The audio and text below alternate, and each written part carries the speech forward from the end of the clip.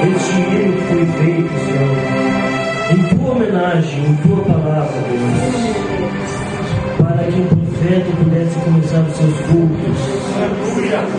Senhor, tu podes fazer a diferença neste dia ante um povo que está clamando, que sabe que é somente crer em tua palavra, te seguir, te obedecer, te amar e te adorar.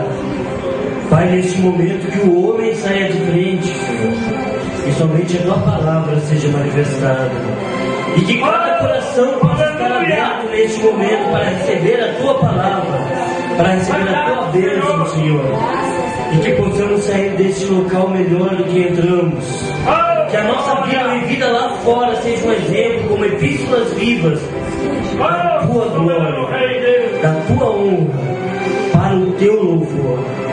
Nós entregamos este momento a ti, no nome do Senhor Jesus Cristo. Amém. Deus possa abençoar os irmãos. Aproveitar que os irmãos estão em pé. Vamos ler Romanos 8, 35. Após também veremos Tessalonicenses e Salmos. Romanos 8, 35. Dois hinos maravilhosos cantados há pouco, um falava sobre vitória e o outro sobre a mulher do fluxo de sangue, que passava por uma prova e Deus a abençoou. Vamos falar hoje um pouquinho sobre vencendo em Deus. Eu creio que há um povo aqui que crê numa mensagem, que seja um povo verdadeiramente cristão e que quer vencer somente em Deus. Vencendo em Deus, prova ou colheita. Romanos 8, 38, versículo 35, nos faz a pergunta, é a epístola de Paulo aos Romanos. E ele pergunta dessa forma: quem nos separará do amor de Cristo? A tribulação? Ou a angústia? Ou a perseguição? Ou a fome? Ou a nudez? Ou o perigo? Ou a espada? Lá em 1 Tessalonicenses, agora vamos em 1 Tessalonicenses,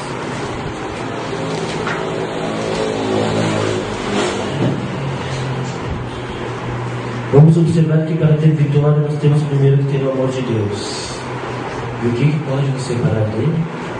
Em 1 Epístola do Apóstolo Paulo aos Tessalonicenses, versículo 4, ele escreve aos Tessalonicenses dizendo: sabendo, amados irmãos, que a vossa eleição é de Deus, porque o nosso Evangelho não foi a vós somente em palavras, quer dizer, que foi em vida vivida, mas também em poder e no Espírito Santo e em muita certeza, como bem sabeis quais fomos entre vós por amor de vós. E vós fostes feitos nossos imitadores e do Senhor, recebendo a palavra em muita tribulação, com gozo do Espírito Santo, de maneira que fostes exemplo para todos os fiéis da Macedônia e Acácia. Quem diria, nós sermos exemplos para todas as cidades vizinhas? Vocês já pensaram? E poder ouvir de homens de Deus dizendo a nosso respeito: vós sois exemplos para toda a Praia Grande e circuncidão, toda a redor, um povo sendo exemplo na palavra. Porque por vós soou a palavra do Senhor, não somente na Macedônia e Acaia, mas também em todos os lugares a vossa fé para com Deus se espalhou. Não a vossa palavra, a vossa fé. Fé sem obras é morta.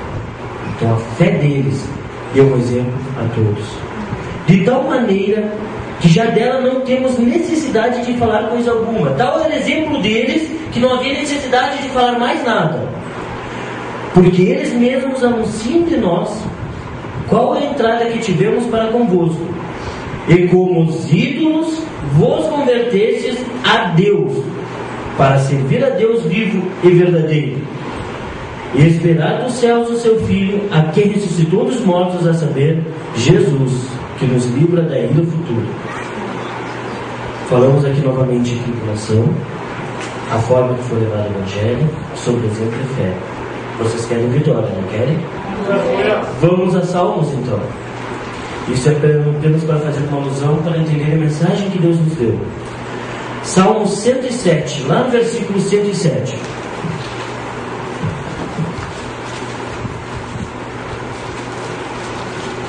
É uma região que também é próxima aqui de muitos pescadores, então acho que todos estão acostumados com essa linguagem, com barcos. Então, ao ler esses salmos, tente se pôr numa situação dentro de um barco para entender um pouco mais. Logo à frente vocês entenderão o que eu quero lhes passar. Mas tente se pôr dentro de um barco em alto mar. Os que descem ao mar em navios mercando nas grandes águas, barcos de comércio em grandes águas, no mar, eles veem as obras do Senhor e as suas maravilhas no profundo. Por quê? Pois Ele manda e se levanta o vento tempestuoso que eleva as ondas. A tempestade é alto mar. E tu não tem segurança nenhuma. Nada. Barquinho frágil onde você está dentro. Sobem aos céus e descem aos abismos, e a sua alma se derrete em angústias. Quando aquela tempestade, as águas batem igual o barco seja, ele levanta em ondas em cima no céu e desce em quedas profundas por causa das ondas, descendo de tal forma que como se fossem abismos. Se põem dentro de um barco numa situação dessa e sinto o que seria na alma de vocês nesse momento. Andam e cambaleiam como ébrios, e esvai-se-lhes toda a sua sabedoria. Que sabedoria vai ajudar numa situação dessa, onde tu não tem defesa nenhuma? Andam como ébrios, como bêbados, vai se firmar como? O barco se balança de um lado para o outro, o chão não tem firmeza nenhuma, e se tu cair para fora do barco, tu te afoga. Então clamam ao Senhor na tribulação, e Ele os livra de suas angústias. Isso é segurança. Faz cessar a tormenta, acalmam-se as ondas. Então se alegram com bonança, e Ele assim os leva ao porto desejado. Louvem ao Senhor pela sua bondade e pelas suas maravilhas para com os filhos dos homens. Podeis assentar um momento. Para termos vitória, para sabermos o que nós queremos, primeiro nós temos que entender a nossa posição em Cristo. A questão é que se para tu ter uma vitória, então quer dizer que para tu ter vitória em algo, tu está tendo uma luta. Então, vencer em Deus, prova ou colheita? O que nós temos em nossa vida? Como assim, irmão Fernando? Vamos traduzir algumas palavras para que se tire aquele mito que muitas vezes nós temos em confundir algumas situações. Às vezes nós chegamos e achamos que um problema é uma tribulação é um problema. Às vezes achamos que nós estamos sendo provados e estamos tendo uma colheita do que plantamos. E às vezes achamos que se fizemos algo errado, estamos sendo provados.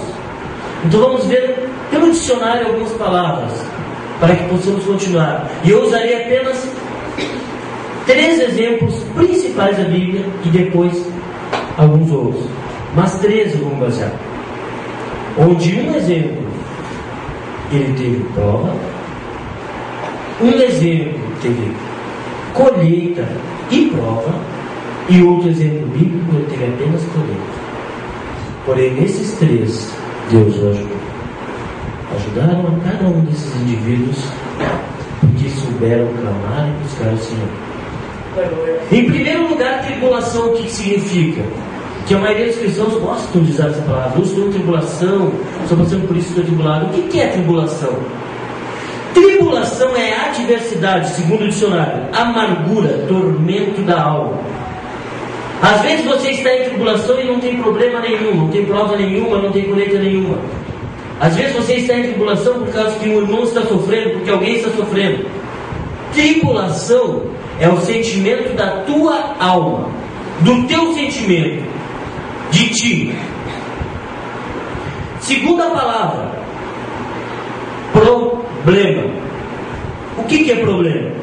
Questão de matemática, proposta para que se dê solução, dúvida, proposta duvidosa, que você pode ter muitas soluções. Então, quando alguém já chega para ti e te faz uma proposta duvidosa, você já sabe que isso é um problema. Não se envolva. Aquilo que é difícil de explicar ou de se resolver, isso é um problema.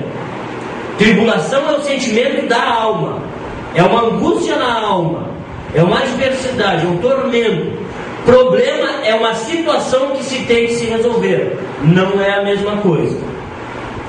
Às vezes nós usamos as palavras de forma devida e não sabemos como solucionar em nossa vida porque não olhamos para a nossa alma e não buscamos o que está ocasionando isso. Provação, ato de provar, trânsito, situação afetiva. Prova, demonstração, testemunho, sinal, indício. Então algumas vezes a gente passa por situações e achamos que estamos em pecado, fizemos alguma coisa errada e na verdade não estamos nada errado. Deus está nos usando em uma situação ou problema para provar a sua dignidade, para provar a sua força, para provar o seu valor e para provar que Ele é Deus. Então há situações que você não está errado, mas você está em prova. Entende? Vocês conseguem ver isso?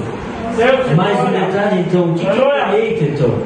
Porque nós sabemos que essas duas palavras estão dentro de um problema, de uma situação para se resolver.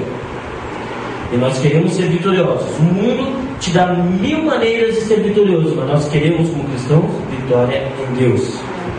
Há atalhos que o mundo te oferece, que você tem vitórias no problema, mas se prejudica e atormenta a tua alma. Que você é levado para uma estrada larga que te leva ao inferno. Mas o cristão, ele quer a vitória em Deus, da forma correta, sem atalhos. Então, quando temos uma situação que nós temos que resolver um problema, nós temos que ver se estamos em prova ou em colheita. Mas o que é colheita? Ato de colher, ato que se colhe ou se ajunta. Colher, tirar, separar da haste, desprender de algo, apanhar, surpreender, obter, receber em paz. Segundo o dicionário. É colher, é coletar, mas também é receber em paz. E a Bíblia fala muito sobre colheita. O que tu semear, você vai colher. Verdade. Lembre-se. Em uma solução que vocês têm que resolver, em um problema na vida de vocês, há duas questões que você deve olhar para a sua vida. Eu estou em prova ou estou em colheita? Eu fiz por merecer o que eu estou fazendo? Eu estou passando por essa situação porque eu plantei? Porque eu fui até lá? Aquela pessoa está me julgando por quê? Porque eu falei, ou porque eu preguei, ou porque eu reclamei? Porque eu maldisse? Ou porque eu machuquei ela? Ou eu estou em prova, eu fiz correto, eu estou posicionado na palavra, eu não errei, Deus está me provando por algum motivo, nem sempre é por minha causa, algumas vezes é para a honra e glória do Senhor. Lembra da mulher do fluxo de sangue? Foi cantado agora há pouco. A Bíblia não descreve que ela estava em pecado, ela gastou tudo buscando sua saúde, mas aquilo foi para demonstrar a todos nós sobre a fé, sobre a forma de agir perante Deus. Então não foi uma prova que ela passou para a honra e glória do Senhor. São situações diferentes.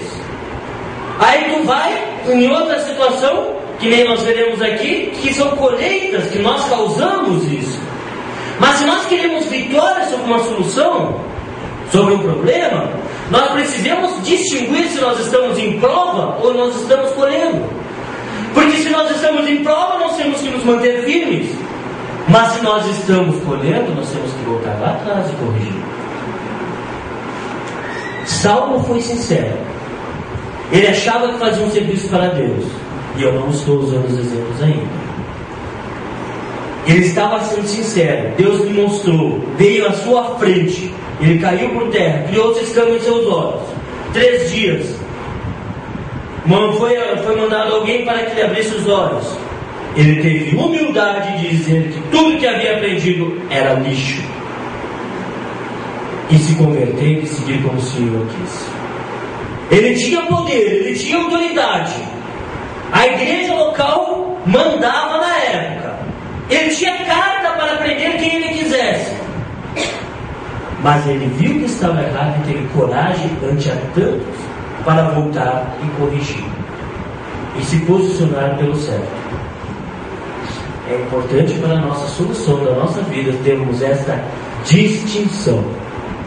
Nós estamos em colheita, nós estamos em prova. Qual a nossa posição nesse momento?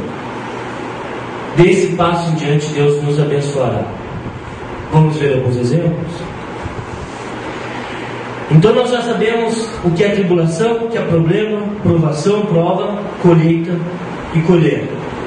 Mais alguma coisa, mais uma coisa vamos ver. Se nós queremos vencer, o que é vitória? O que significa vencer essa palavra? O que é para a vida de nós? Vamos levar na palavra correta, obrigado, irmão. Vamos levar na palavra correta o que é. Pelo dicionário diz, significa essa palavra: conseguir vitória sobre, triunfar, ter direito a ter êxito em algo. Vencer é ter o direito a ter êxito. Vencer é ter a vitória sobre uma luta. É tu triunfar, tu passar por cima daquele problema, conseguir resolver isso. Então há várias formas de vencer, mas nós queremos em Deus. Então vamos a alguns exemplos. Todos conhecem aqui a história de Gideão, não conhecem? O nosso amado irmão ano passado, Gideão, em Juízes 6:11. Eu vou deixar aberta a minha Bíblia para poder acompanhar e também comentar algumas coisas sobre isso.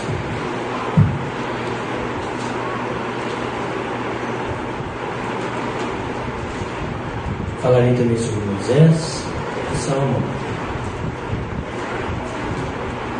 Juízes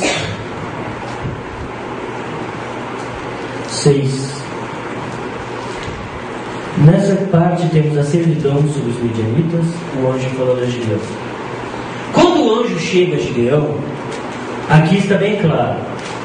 Então o anjo do Senhor veio e sentou debaixo do carvalho que está em Ofra, e pertencia a Joás. E Gideão, seu filho, estava malhando o trigo no lagar para não salvar os medianitas. Ele era prudente.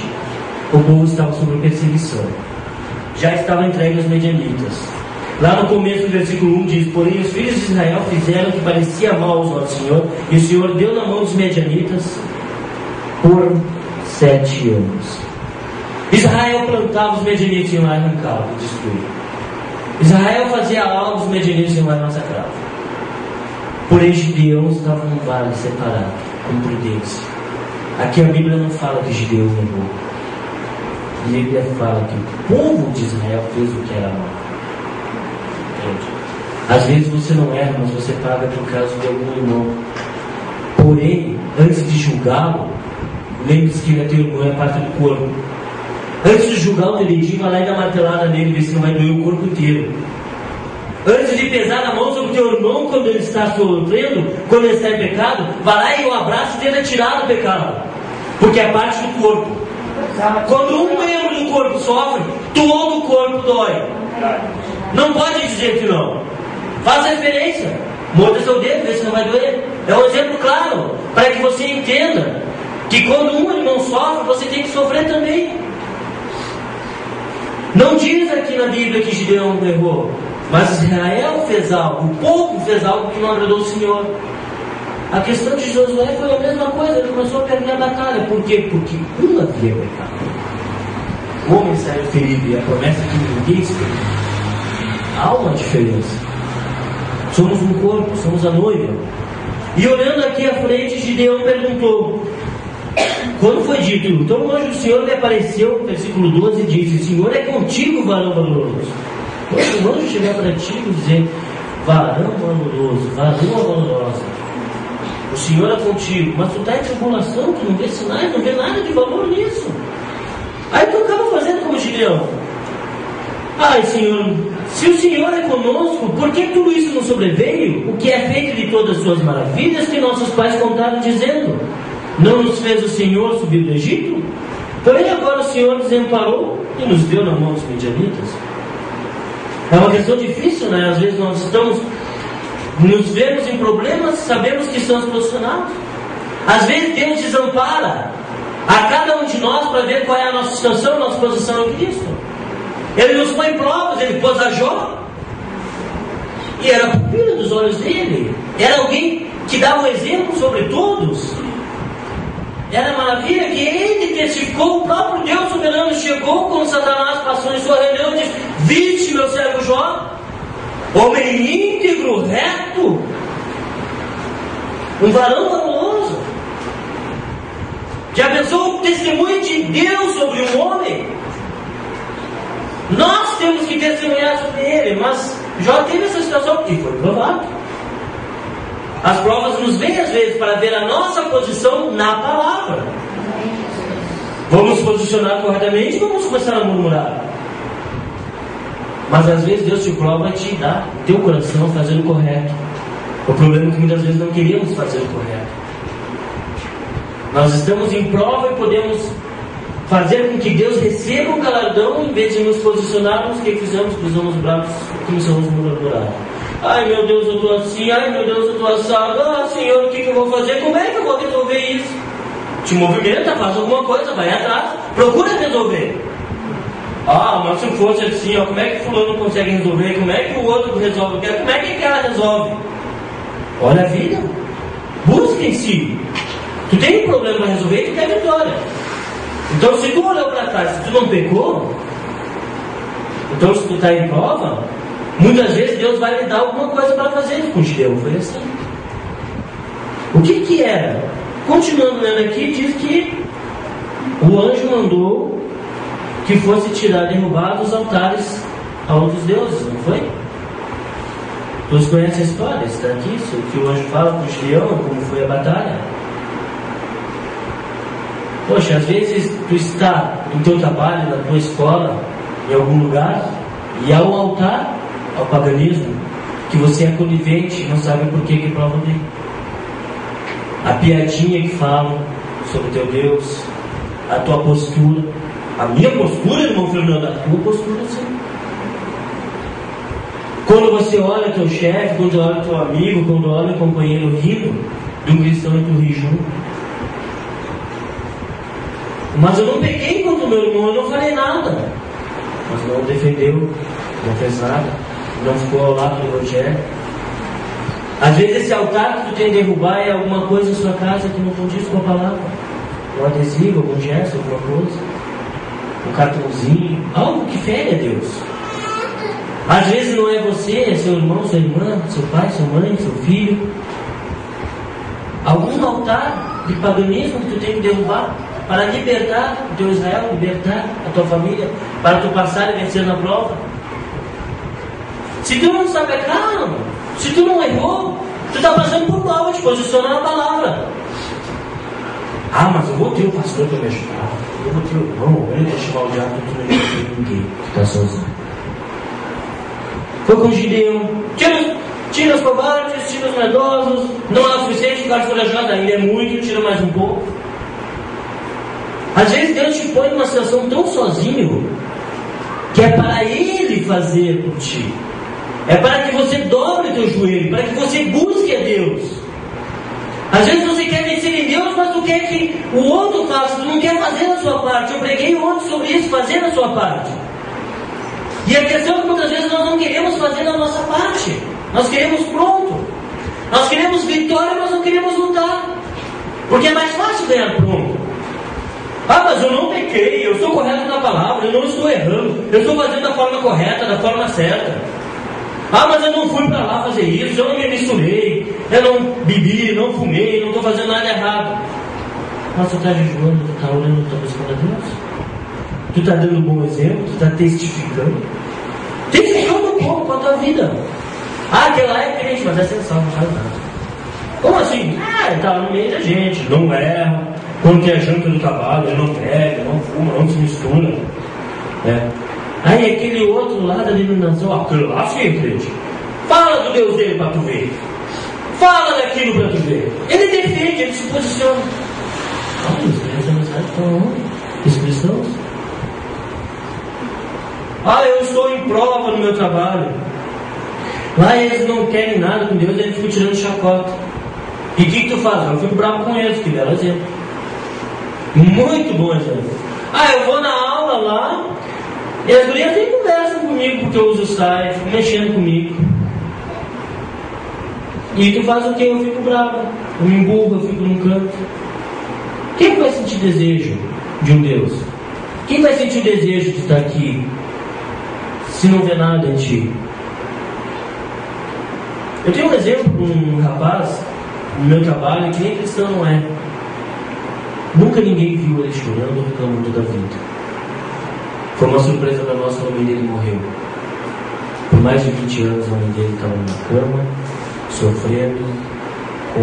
E ele já tem idade, ele deve ter uns quase 60, 50 e poucos. E ele está toda hora brincando com todo mundo. E a mãe dele disse que gritava absurdos, besteiras, por causa da dor. Não lembro direito se era câncer ou algo assim. Mas nunca ninguém viu ele reclamar da vida, nenhuma coisa, se fosse. E ele e a esposa passando trabalho dia a dia. Vai para o hospital, volta ao hospital, tudo mais. Quem dera muitos cristãos pudessem dar esse exemplo. Cristãos, ele não era cristão. Ele estava dando um exemplo de vida.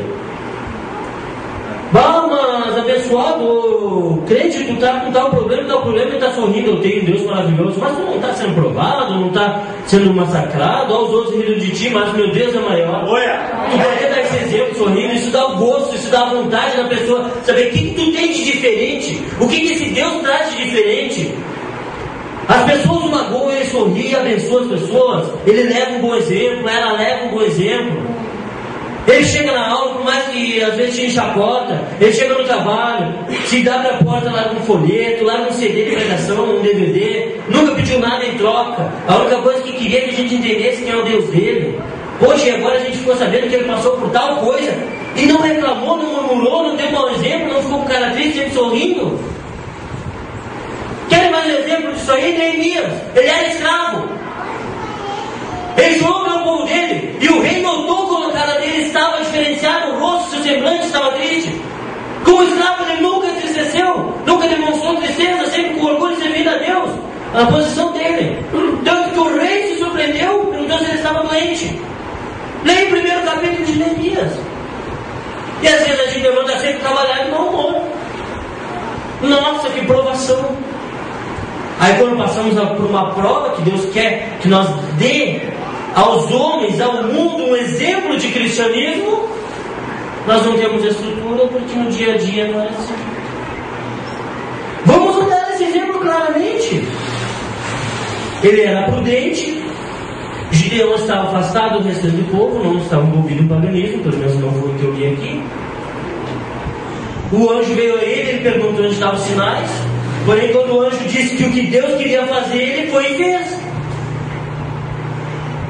Provavelmente teve tribulação, teve angústia, enfrentar os midianitas, que eram um grande número, mas, no entanto, ele foi e fez. Quantas vezes nós estamos em prova e Deus nos fala, chega o pastor para você, chega o obreiro, tu tem que fazer isso por nós, que a gente está precisando de ajuda na igreja. Mas quando tu está em prova, que procure outro irmão, procure outra irmã. Aí eu vou passar trabalho fazendo isso, eu vou passar trabalho fazendo outra coisa. De repente essa prova para que tu dê testemunho, e às vezes a gente acaba reprovando. Se tu não está em pecado, se tu não tem que tu corrigir, se você quer um galardão, você está em prova, tu quer vencer, busca na palavra que Deus quer. Dá um passo a mais para Deus, dá um exemplo, deixa Ele mostrar. Por mais que tu olhe ao teu redor e se veja sozinho, não encontre um ombro amigo, um irmão, por mais que isso aconteça, dá um passo pela palavra, faça por Jesus Cristo. Isso é uma aprovação, eu vou vencer em nome de Jesus.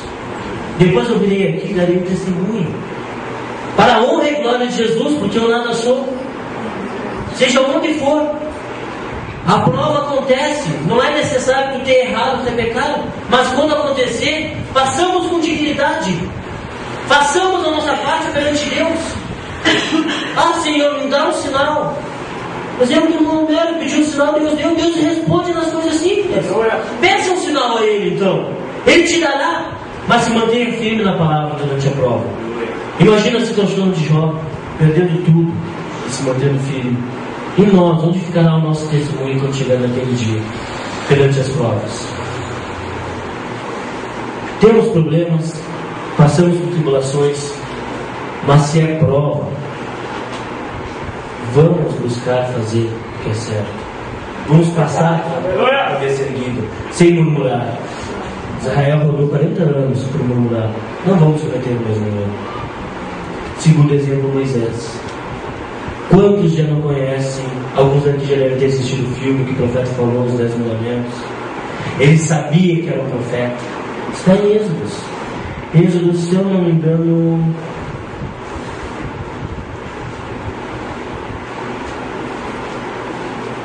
Êxodo 2, se não me engano. Eu já nem respondo, irmãos. Êxodo 2. Uma situação que ele come porque o plano que é errado. Moisés sabia que era um profeta. Ambos chegavam numa janela. O faraó olhava um povo sujo, fedorento, um escravo que tinha que trabalhar amassando barro. E voltava para os afazeres e cobrava. Fácil. Mande fazer na tijolo. Moisés, criado como príncipe, chegava lá e via um povo sofrendo, angustiado, olhava para si, olhava para eles e via a mesma coisa. Via seu povo, seus irmãos. Não via. Às vezes a nossa posição em Cristo faz com que olhemos diferente do mundo. Mas isso não quer dizer que a gente seja melhor que eles. Nós temos um Deus, nós temos algumas regras a seguir. E algumas vezes nos vemos em problemas porque nós semeamos. Ele era um profeta, gostava de esperar em Deus. Certamente Deus olhou lá de cima, olhou para ele, o profeta. Olhou para Moisés e disse: o que vai fazer, Moisés? Vai fazer do teu jeito? Não queres esperar por mim? Então eu vou deixar você fazer, mas o que você semear, você vai colher. Aí em Êxodo, capítulo 2, versículo 11: e aconteceu que naqueles dias que, sendo Moisés já grande, saiu a seus irmãos e atentou as suas cargas, e viu um varão egípcio e feria um varão hebreu de seus irmãos. Olhou para uma e olhou para a outra banda, olhou para um lado, olhou para o outro, e vendo que ninguém ali havia, feriu o egípcio e escondeu na areia. Matou. Ah, mas lá não tinha os 10 mandamentos, não matarás. Eu creio que eles sabiam a história de Caim. E Caim não foi abençoado por matar, então eu sabia muito bem que não deveria matar. E nas leis egípcias também havia de não matar ou tocar no egípcio, que a paga era cara. O que aconteceu? Logo após, se descobre o fato dele. Não pense que o erro se encobre, cedo ou tarde se descobre sempre. E lá vai Moisés, pela sua vida para o deserto. Certamente Deus olhou para baixo e disse: bom, Moisés, na tua escola o que o faraó te ensinou não deu certo. Agora vem para a minha escola. Quantas vezes nós precisamos errar para aprender com Deus, enquanto precisamos ter paciência e não cometer os erros? Ah, aquele irmão falou de mim, mas aquele isso, aquele... Espera, sabe se é real ou não? Já vai dar uma metralhadora, uma rajada em cima do irmão ou da irmã, porque alguém insinuou que foi falado alguma coisa, ou que foi feito alguma coisa, de repente é um mal entendido.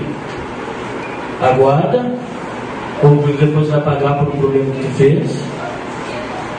Ah, de repente passei lá, a irmã nem me olhou na cara, o irmão nem me olhou na cara, não me cumprimentou, não falou comigo. Espera, tu sabe a situação do teu irmão?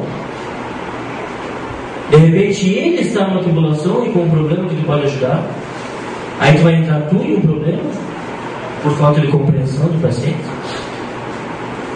E foi Moisés lá para o deserto por causa do que ele fez. Então, Moisés, tu já fez a tua parte, agora vamos fazer da minha. Primeiro tu vai aprender a minha escola. Vamos começar uma tribo, eu vou te botar lá no pé do poço, onde 3 pastoras irão. As pastoras não é pastora, a palavra certa seria pastor. Então 3 mulheres estarão lá cuidando de ovelhas. E eu sei que com a tua dignidade e o teu caráter tu vai defendê-las, então tu vai ingressar na minha escola. Moisés tinha uma qualificação em estudo majoritário. O profeta descreve Moisés que ele poderia ensinar o mais sábio. O que ele aprenderia então no deserto para poder tirar o povo de lá? Porque ele semeou essa escolha.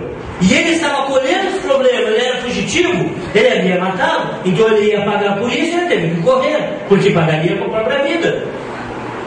Se ele estava penando naquele deserto, foi por escolha dele, porque não teve paciência em Deus. É uma questão de colheita. Ele tinha um problema, ele tinha uma tribulação, ele estava colhendo o que ele fez. É diferente de uma aprovação. Ele teria que corrigir isso.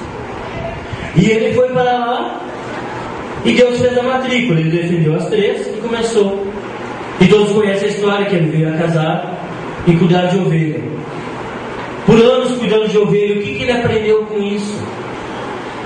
Moisés, o filho da filha do faraó, o grande príncipe, o general de guerra, ele conhecia tudo. O que ele foi aprender com ovelhas? A fragilidade da vida. Certamente Deus olhou para baixo e disse: Moisés, tu não serve dessa forma. Você sabe tudo sobre guerra, sobre estratégia, mas não sabe o valor de uma alma, o valor de uma vida. Eu te porei na minha escola para aprender com ovelhas, que é um animal frágil, que se ela se enroscar no arbusto, você terá que tirá-la com carinho para não machucá-la. Porque se quebrar uma perna, ela morrerá se tu não carregar no colo e não cuidar. Se tu não cortar a lã corretamente, ela morrerá por causa do excessivo calor, ainda mais que estamos no deserto. Se tu der o pasto errado, se tu der trevo, ela estufará, ela morrerá também. Terá que alimentá-la corretamente. É um animal frágil. Ela não sabe se defender, somente valer. Por isso o cristão foi comparado com ovelha. Tu sabe tudo, Moisés. Tu sabe a ciência, mas tu não sabe o valor de uma alma ainda. Então agora vamos entrar na minha escola e aprender o valor de uma alma, o valor de uma vida. Porque para tirar 2 milhões de pessoas, você precisará saber o valor dessas vidas. Ou então todos perecerão muito antes da saída do Egito. E foi lá Moisés para a escola de Deus aprender. Antes, ele estava colhendo. Ele fugiu para o deserto. Ele estava um problema que ele causou. Depois da escola de Deus, quando ele aprendeu o valor da vida e de uma alma, ele entraria em provas, que é totalmente diferente a situação. Ele teve as 2 experiências.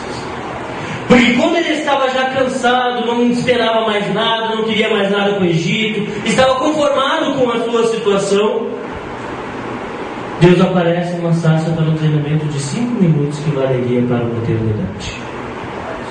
Quantas vezes nós nos vemos em problemas e desistimos, já sabemos que não, de repente não conseguimos corrigir, e entregamos a Deus, aí então ele veio em treinamento 5 segundos, 5 minutos, ele te resolve o teu problema.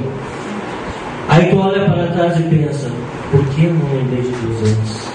Por que eu não busquei a verdade antes? 5 minutos com Deus.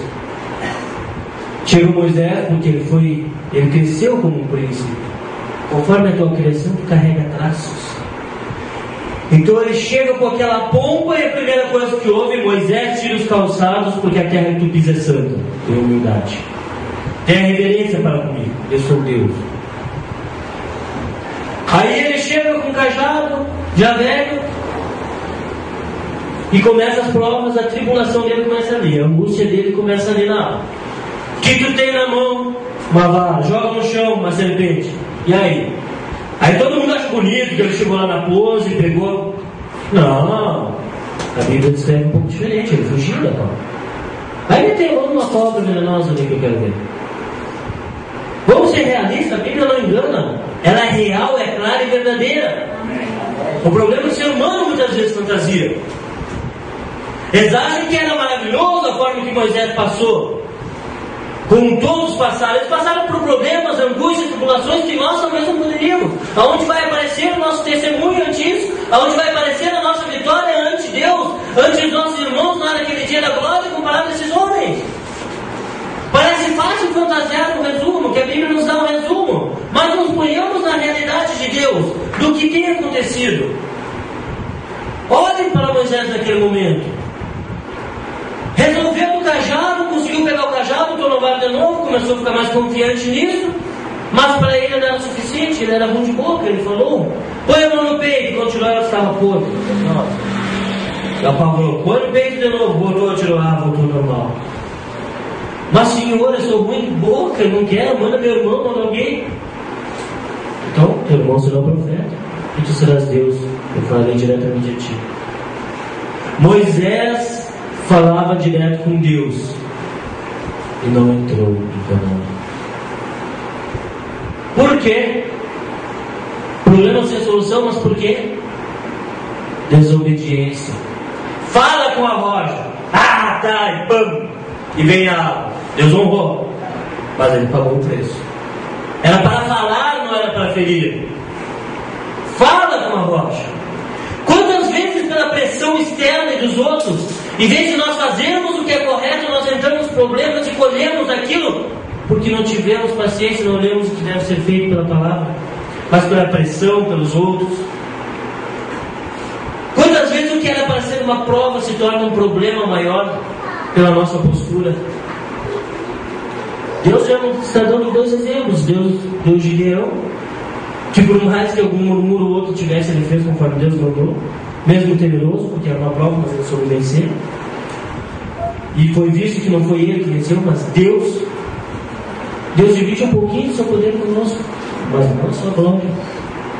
Vemos Moisés, que passou por luta, por tribulação, por problemas, por provas e por colheita.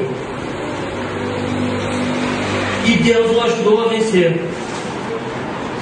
Mas isso não nos mostra a diferença em nossa vida que nós podemos ter. Problemas, que pode ser provas ou colheita, mas nós podemos vencer se nos posicionarmos em Deus, conforme o passo que nós damos. Deus não é injusto, Ele é justíssimo. Isso prova que Ele é misericordioso até demais. Porque muitas vezes nós erramos, Ele é assim, com a sua benignidade. Quando nos humilhamos, Ele vem e nos ajuda. É a nossa posição que conta. Vamos vencer em Deus. Prova ou colheita? O que nós estamos tendo? Se nós temos que vencer, nós temos luta. Eu fui lá para comprar um carrinho, comprei um carrão, agora não consigo pagar. É prova ou colheita? Eu fui lá para buscar algo, busquei outro, porque eu fui pela vaidade. É prova ou colheita? As coisas não estão dando certo, porque eu sou uma mulher, sou vaidosa, cortei o cabelo. É prova ou colheita? Aquela maquiagemzinha, assim, acontece. E às vezes não nos damos conta. O varão usa aquela roupa um pouco mais justa, que impressiona a vida, sendo mais novo, algo assim. Aí as coisas começam a dar errado. Até mesmo os outros mudanças começam a olhar diferente pro cara. Já pensam em agredir ou algo assim. É prova ou colheita? Nós temos aqui um culto para Deus e temos aqui do lado o culto do diabo. Põe pela dentro para descobrir o que é problema. Prova ou colheita? Lá é colheita. Não é lugar de proteção. Mas quando tu está aqui, tu sai aqui, passa alguma coisa que o diabo se atravessa por raiva de ti, é uma prova, ergue a cabeça que Deus vai te honrar. Há a diferença. A Bíblia nos mostra claramente, de Gênesis a Apocalipse. Nós podemos vencer em Deus, mas temos que saber no nosso íntimo, na nossa alma, o porquê da batalha. Se nós semeamos ou não. Nós estamos passando por uma prova ou por uma colheita. Vocês querem ver o que é colheita? O que acontece quando se obedece a Deus? Quantos conhecem aqui a história de Sansão? Eu gostaria de ver, irmão. Quantos? Todos esses que levantaram conhecem bem a história, né? Vamos ver alguns detalhes da história dele. Ele era nazireno. Ele era um nazireno. O que é um nazireno? Ele nasceu separado para Deus. Em Juízes também.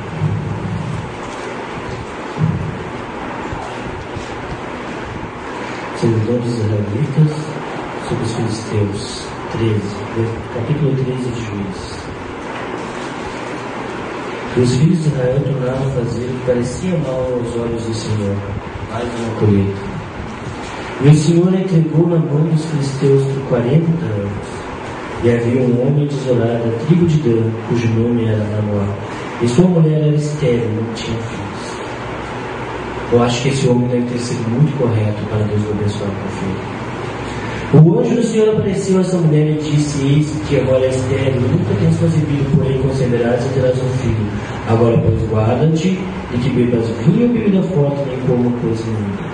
Porque eis que tu conceberás um filho sobre cuja cabeça não passará navalha.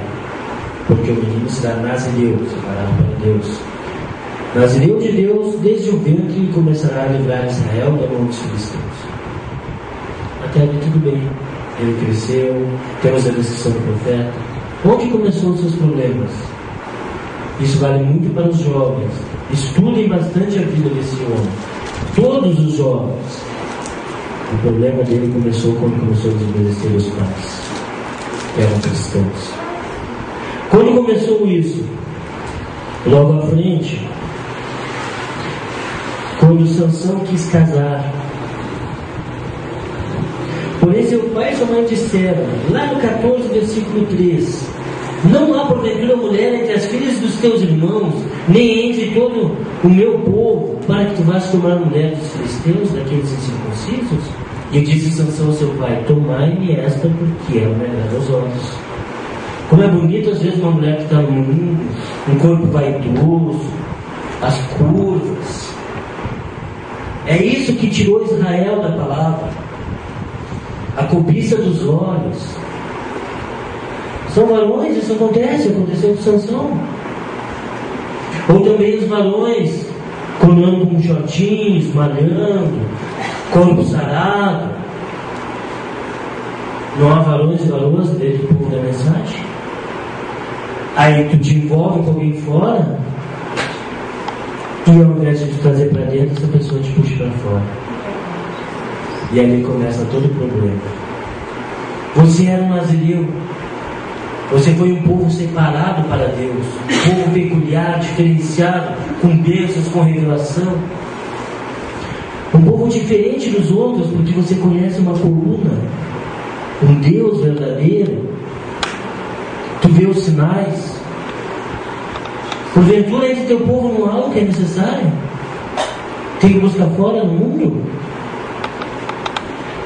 Ali começaram os problemas de Sansão. Ali começaram todas as batalhas. Aí o seu sogro entrega a menina. Tu segue mais à frente, estudando a palavra. E tu vê que ali daí ele fica com raiva, toca fogo na comida deles. Não satisfeito depois de tudo isso, porque aquele povo lá vai, persegue e mata aquela família. Por causa que Sansão atacou por causa do erro deles. Aí ele se envolve e entra numa cidade onde querem matá-los para se envolver com prostituição. Quantos grandes homens passaram nesse público ensinando em prostituição não só na carne, mas no espírito também? Pregação de João Pessoa, as pessoas não ficam nem um pouquinho atrás. Pregações fortes, todos conhecem o que? Será que não tem na mensagem, na palavra, coisa suficiente? Às vezes a gente busca fora. Filmes de pregações. O profeta deixou dito vários filmes que pode ver. Tem que buscar fora? Alguma coisa diferenciada? Às vezes, Deus nos dá a capacidade de fugir da morte, seja espiritual ou natural. Mas a gente se envolve naquela situação por desobediência à palavra. Seja aos pais naturais ou aos pais da fé. Sansão colheu uma coisa após a outra. A perseguição que ele teve na vida inteira foi por atitudes errôneas dele. Aí quando ele se envolveu com quem não devia, mais uma vez, o que aconteceu? Falou que não devia.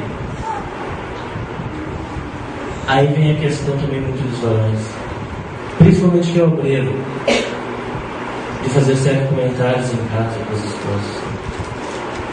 Sansão pagou pela língua. Segura pra ti. Está com um problema, está com o pastor. Não leva o problema para tua casa, para tua esposa. Varou, aconteceu alguma coisa, viu alguma coisa, está com o joelho na outra, não leva para o teu esposo. Leva para o teu pastor. Proteja a tua irmãzinha. De repente vai gerar um atrito desnecessário. Tenha um amor entre vocês. Defendam-se uns aos outros. Não cometam mais um erro que nem Sansão. Não colham aquilo que vocês não querem na vida de vocês. uma diferença na postura para ter a vitória em Deus. Mesmo assim, Deus guardava o Senhor. E tem gente que diz que Deus não é justo. Nós não somos justos. Ele nos guarda mesmo no erro, nos protege para que sejamos salvos. Mas veja bem, Sansão era teimoso.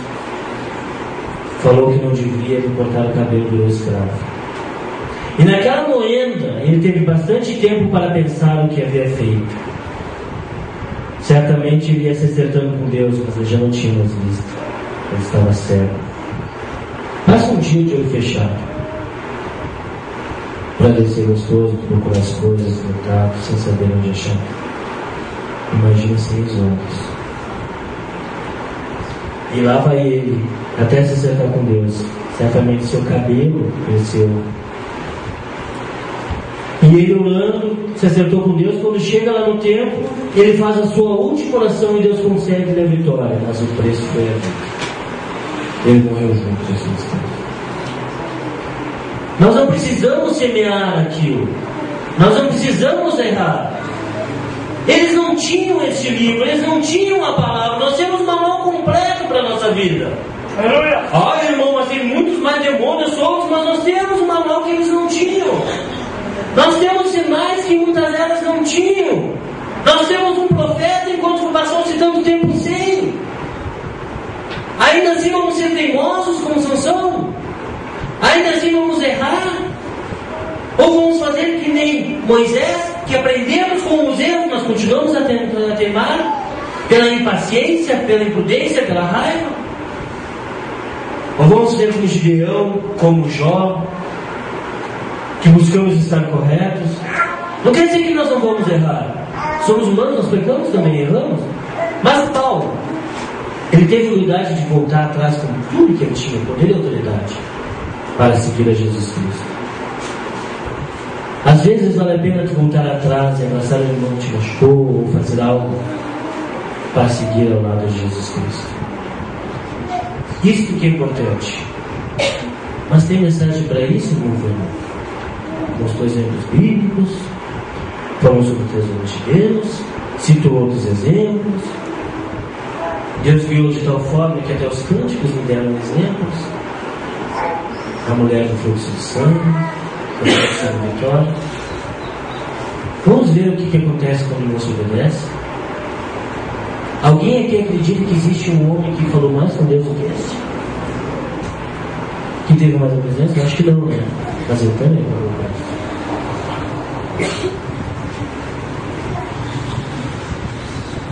A história da minha vida.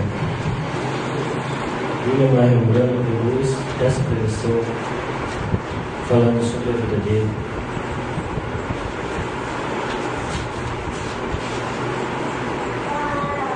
Em 19 de abril de 1959, no Templo Ângelos, Los Angeles, Califórnia. Ele conta sobre uma enchente. Aqui no parágrafo 199.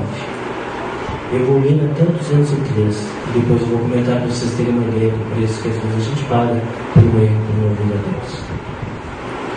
Pois eu pensei que ela quis dizer que tinha deixado o neném na casa. Ó, que coisa! Eu voltei quando eles estavam tentando cuidar dela e descobri ela estava querendo saber onde estava o seu neném que estava aí. Havia um menininho de mais ou menos 3 anos de idade. Eu pensei que ela quis dizer um nenenzinho de peito ou algo assim. Ele voltou com uma enchente e havia resgatado uma família. Ao chegar na margem, entregando a mulher ao pessoal que estava socorrendo, a mulher desesperada pedia seu neném, mas era seu filho que estava no barco. Ela estava em choque. William Marion Branham achou que a mulher era um dos salvadores que estava no barco, pegou o barco e voltou na casa achando que tinha deixado alguém, não tinha deixado ninguém. Mas aí era a hora de ser com Deus. Assim eu voltei e cheguei lá. E quando cheguei, com aquele barco, e entrei não por deixar nenhum neném, e a varanda soltou-se e a casa caiu. Eu corri depressa e agarrei o pedaço que estava flutuando meu barco, entrei no barco, puxei aquilo e soltei. Ele me levou para fora da corrente do rio principal e eram mais ou menos 11h30 da noite.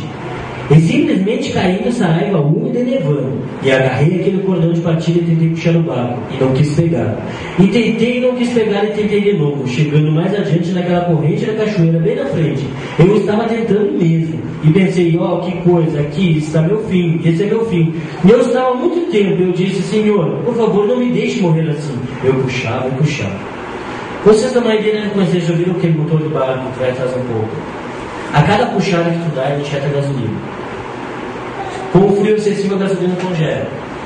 Vamos ver uma coisa um pouco realista. Vamos nos pôr no lugar do mais bonito possível. Como ele puxou, e puxou, e puxou, nessa hora já deveria ter afogado o motor do barco. Não pegaria.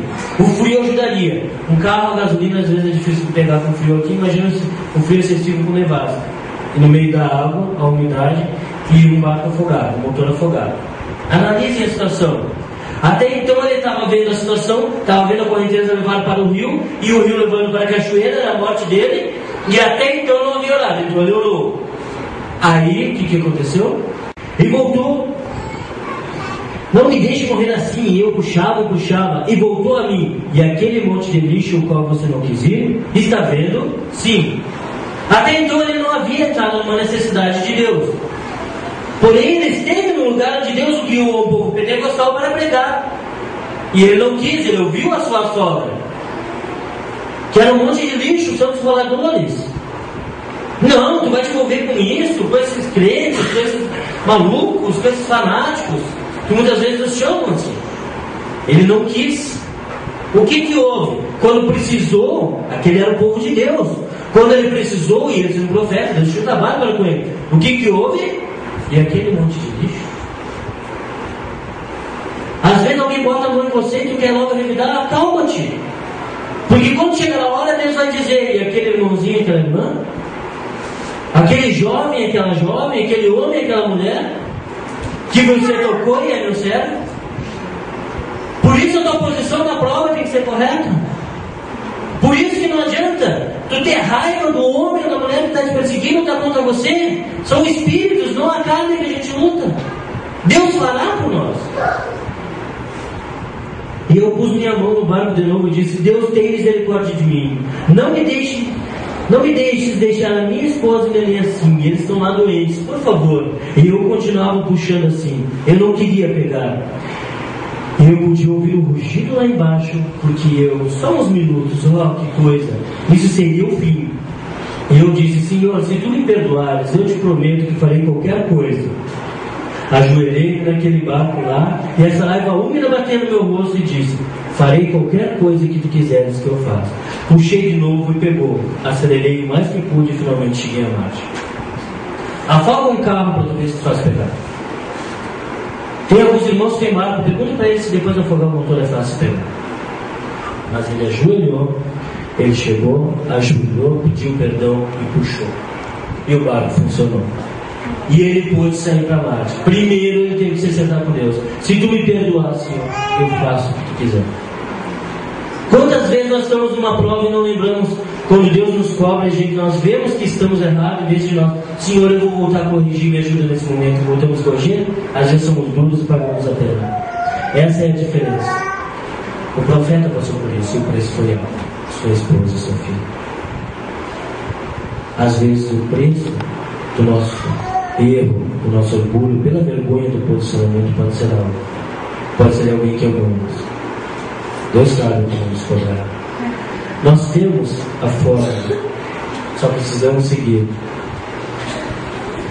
Ele não pregou, ele deu exemplo de vida, porque ele passou pela situação que ele colheu como ele cometeu. Mas ele voltou e se humilhou e serviu a Deus. E quando o diabo bateu na cara dele dizendo, você ora e cura por tantos, e tua esposa e teu filho tu não pode curar, ele olhou para o diabo e disse, eu amo ainda mais. Será que nós teríamos essa humildade, essa força perante Deus? Durante uma colheita ou durante uma provação? Será que nós conseguiríamos? Às vezes, para nós passarmos vencermos na nossa prova, nós precisamos só fazer como Lázaro. A situação de Lázaro era só tirar a pedra, Deus faria o resto. Às vezes nós precisamos só tirar a pedra do nosso caminho, que Deus fará o resto. E ali está a questão, faremos isso? teremos coragem para isso? Nós queremos vencer, mas é colheita ou prova? O que nós estamos passando? Nós temos a Igreja Graça da Tribulação, parágrafos 43 e 44. Agora notamos que era uma mensagem de libertação. Ela veio e tentou libertar as pessoas, e eles recusaram ouvi-lo. E hoje é a mesma coisa aqui em nossa nação, entre nossa gente, tendo tido o privilégio de ver nosso Senhor Jesus em nossas multidões, com sinais e maravilhas e grandes coisas, e as pessoas realmente permanecem na plataforma e sabem, sem sombra de dúvida, que o grande, imortal e infinito Deus está presente, realizando os mesmos tipos de milagres. E eles permanecem lá mascando chiclete, andando na plataforma, despreocupados, eles não se importam. Parece-me que, se um homem tivesse um mínimo de espiritualidade sobre ele, ou do Espírito de Deus nele, quando ele visse o Senhor Jesus fazer como disse que faria, isso estremeceria o seu coração de tal maneira que ele não poderia manter-se em paz por muito tempo. Ele sediaria a nação com a mensagem. Assim como foi em seus dias, ele disse, então se será. Quantas vezes o problema de Deus se manifesta e mostra? Se você tem espiritualidade, tu não vai te conter, tu vai dar glória a Deus e tu vai atrás. Deus dá um sinal. Deus te mostra. Deus te clareia. Deus já deu vários sinais grandiosos, agora Ele está nos pequenos detalhes contigo. Quer vencer? Primeiro verifique se está passando por prova ou por colheita. Depois vá à luta. Deus te dará o sinal, te dará a força. Não faça como esses que não se importam. Ah, mas está tão ruim, vamos ao culto. Mesmo assim. Ah, mas eu tive um atrito, vamos ao culto e vamos resolver isso. Ah, mas estou tendo outro tipo de problemas, vamos em frente. Fique com a palavra. Deus mostrará, Deus já tem dado os sinais. O nome de Jesus foi pregado em Goiânia. Eu estou contando aqui, ó. Mensagem pregada em 28 de setembro de 1958, Jeffersonville, Indiana, Estados Unidos. Reimpresso 99 pela palavra original. Eu tive a idade de vocês. Eu paguei um preço muito alto por ter caído. Eu estou falando dos jovens. E o diabo voltou para o desafio aqui perto. Então, e Deus mostrou isso na mensagem, que era o pastor de vocês que estavam no escritório agora. O nome de Jesus, parágrafo 35 e 36. Mas eu quero salientar o 36. E as pessoas hoje, jovens nos ginásios, com festas de cerveja, bebendo e vivendo, e as mocinhas vivendo em adultério, rapazinhos e coisas assim, que tipo de geração aparecerá depois desta? O que faz essas mocinhas agirem dessa maneira? Suas mães eram garotas petulantes, suas avós eram bailarinas, e ela disse que visitaria a iniquidade dos pais, dos filhos e dos filhos, até a terceira e quarta geração. O que você pode esperar mais? Jovens, vai haver luta, vai haver prova. Talvez você saia com a Bíblia embaixo do braço, e ali na frente alguém lhe rezava de falar alguma coisa. Não voltem atrás. Não vale a pena pagar o preço. Passem de cabeça erguida que Deus fará a parte dele. A parte de vocês é ficar com a palavra, não se envergonhem de sair com este livro. Seja jovem, seja mais idoso, seja novo ou velho, não se envergonhem de Deus. Indiferente da situação. Nós estamos numa fase que o diabo quer que sintamos vergonha de estar diante da presença de Deus. Onde a imundícia e a sujeira é tão grande que às vezes o ser correto, ao chegar no mercado e receber um toque errado e devolver o que é o correto, nos envergonha. Não façam isso. Fiquem com a palavra. Vocês não sabem as bênçãos que Deus tem para vocês. Mas Deus já mostrou o que o diabo tem preparado para vocês. Em todo lugar. Não é só aqui. Caxias tem problemas. Porto Alegre tem problemas. Araranguá tem problemas. Qualquer cidade onde tiver um jovem, uma jovem, um adulto ou uma adulta cristão, haverá uma luta. Apenas olhem para a sua alma e vejam se vocês estão passando por luta ou por provação. Ergam a cabeça e vençam. Vocês são muito mais que vencedores. Mas a escolha foi dada a vocês pelo livre-arbítrio. Eu fiz a minha escolha. Vocês terão que fazer a de vocês. É individual. Eu quero poder abraçar cada um do outro lado. Deus abençoe vocês. Aleluia. Vou montar um comigo para nós. Encerramos.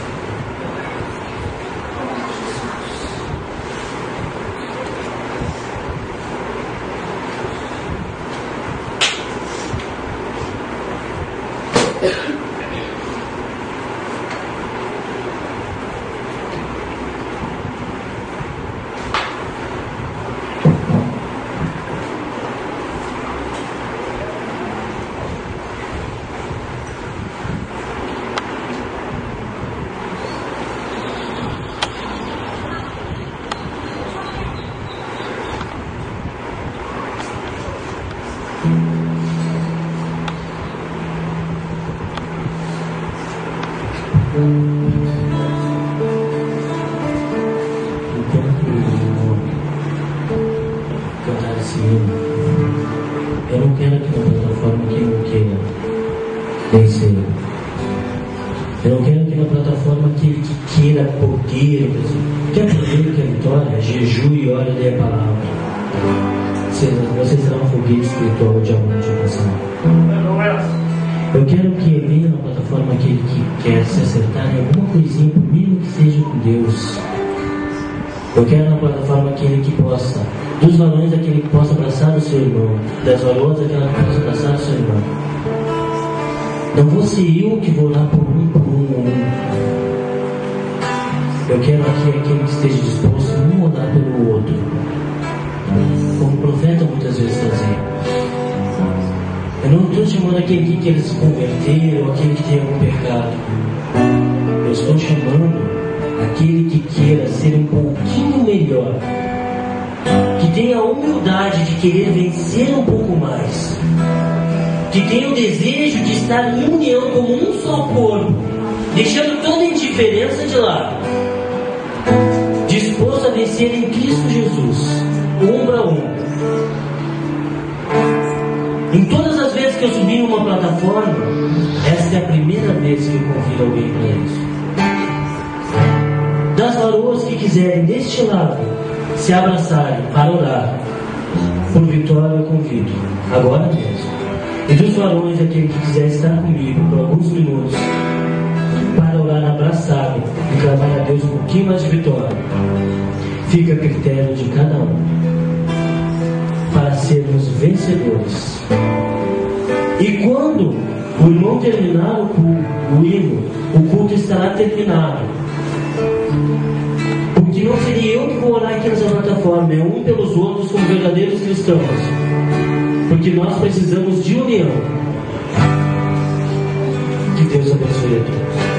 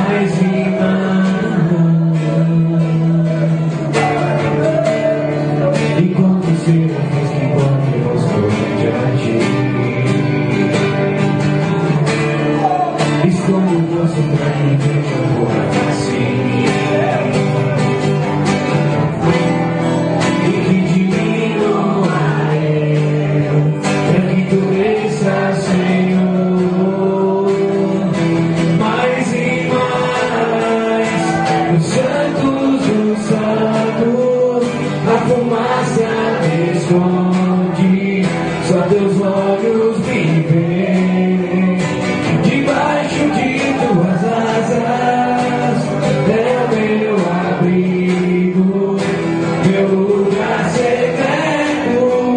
Só tua casa me faz, tua presença é meu prazer. Tua presença é meu prazer. Tua presença é meu prazer.